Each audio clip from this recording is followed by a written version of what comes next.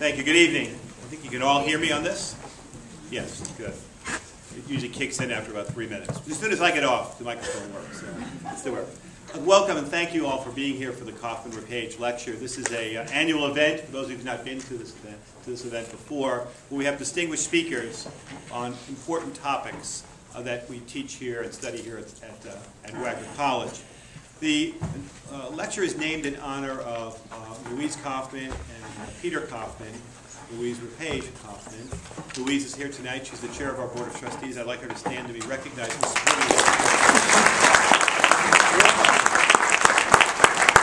Peter, who always comes to these events, couldn't be here. They live in South Carolina. They live in Savannah, Georgia.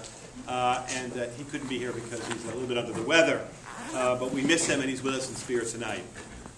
Let me just say a word or two before we start these ceremonies, because we just went through, for some of us had a chance to go through this very moving experience in front of Main Hall with a silent vigil with a few speeches in recognition of these 10 young boys who committed suicide over the last couple of months because of cyberbullying or being accused of being gay and so on and so forth. And really quite remarkable when you see the list of their names and their ages and where they're from. And I'm very proud of all of you. I'm proud of Wagner students. As you know, I've said this many times. You represent the hope of the future of our country in so many ways. But I was very proud of our students. On Founders Day, today is Founders Day for Wagner College. And with the risk of being a bit redundant for some who may have heard this a little bit earlier, a piece of this, we were founded as an institution in 1883 in Rochester, New York, as a Lutheran seminary high school. And the reason we were formed is because 5 pastors in that part of the world, soon after the Civil War, 20 years later, were trying to tend to the needs of new immigrants to the United States. And these were folks, mostly German immigrants, who were filling up the industrial corridor from Rochester through Buffalo to Cleveland to Detroit, Chicago, Milwaukee, creating and generating tremendous wealth for this nation. But these pastors believed that the best that they could do to help them was to create more pastors to tend to their needs. So they created this thing called Wagner Lutheran Memorial Seminary. And one of the graduates of that institution, one of the pastors, became a pastor of Trinity Lutheran Church right down the road from our school here in what was then a very, very rural Staten Island. You know, Staten Island, for those of you who haven't heard this before, most of you have, maybe Charles and Yvonne haven't, Staten Island is 500,000 people. It's bigger than most places that have NBA and NFL franchises. It'd be the 23rd largest city in the country if it were a separate city by itself. So it was a shadow of what it is now in the early 1900s. But in 1918, Reverend Sutter says, he's the chair of the board then of the seminary, and says, let's become a college. Everyone wanted to do that. There was no place to become a college in Rochester at that time. They had no piece of property they could find that would work for them. And as somebody who visited years later, just a few years ago, the site of what was the then high school seminary, I can tell you, you don't want to go there, even if you're from Rochester. It's the site of a very ugly gas station with a very mean dog. So, but anyway, that college came to Staten Island on what was then the Cunard, Cunard Hall, Cunard Estates and Cunard Shipping Lines, and part of the Vanderbilt estate, because the Vanderbilts were from Staten Island. But the college was founded, just like the original high school, on these values of deep knowledge, broad-based knowledge for human advancement.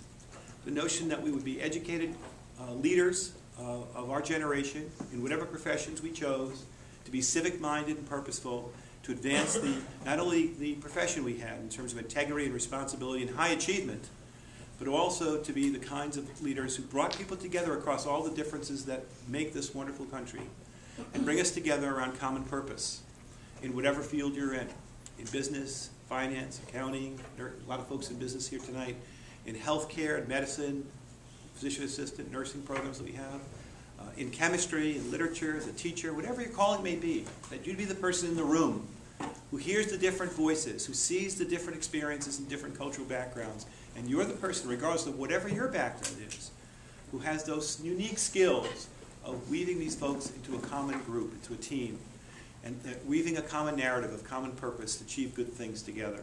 That's what a leader is. A leader isn't somebody who has authority or power over you.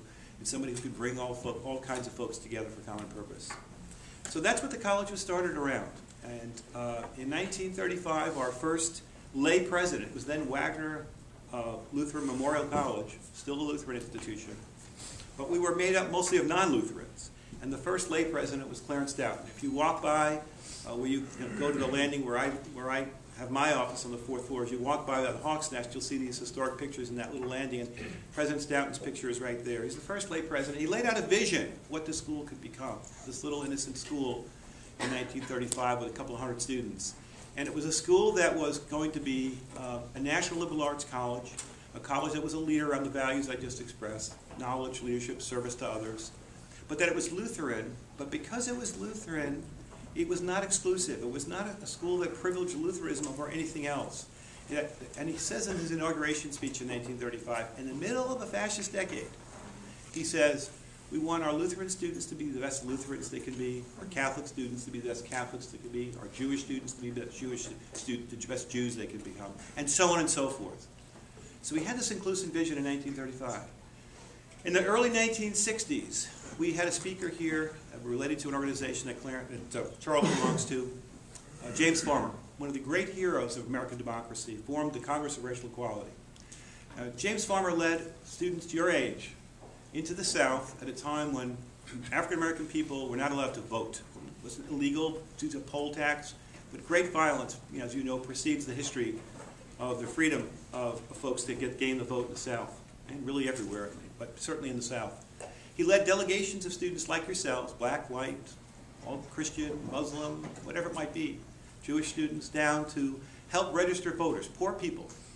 The thesis was if you were poor, not educated, you really didn't know much about your own interests or about democracy. And Martin Luther King and James Farmer and these great leaders and courageous leaders led us through a path to realize the ideals of American democracy, to say this is a nation of inclusion. This is a nation of what we're about. Well, we brought James here to speak. James had an eye patch on at that time in his life because he lost an eye in this battle. He's a great man. If you want to write an honors thesis, looking for a topic, write it on James Farmer. So he came here, so proud I wasn't here. This is 40 some odd years ago. And he spoke, and he made quite an impact on Wagner. Well, here we are in 2010.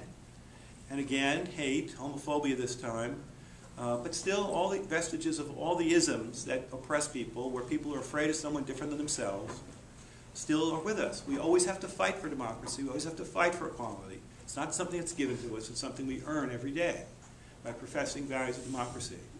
So today I was so proud of our students because some of our students were able to form this vigil, and I thank you for being here, not there, because you're here for other purposes.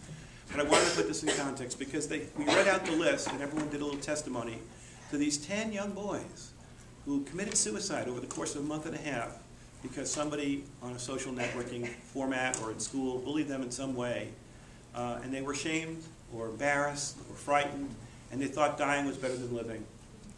You have brothers and sisters who are 12 or 13 years old. Just think about how vulnerable you are at that age.